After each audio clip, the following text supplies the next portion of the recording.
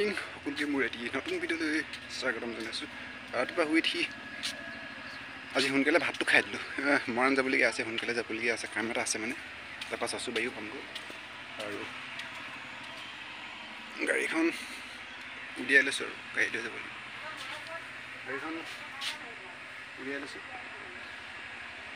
আৰু গাড়ীখনো অলপমান ভাবিছে মবিলটো গতি কৰা নাই, বহুত দিন হ'ল, প্ৰায় 2-3 মাহমান হ'ল তেনেকৈ চলাই থকা হৈছে আৰু মোৰ বিশেষ কাম নাই বাৰু, মাৰ ভাগৰ আছে আৰু মই লগত যাব লাগিব আৰু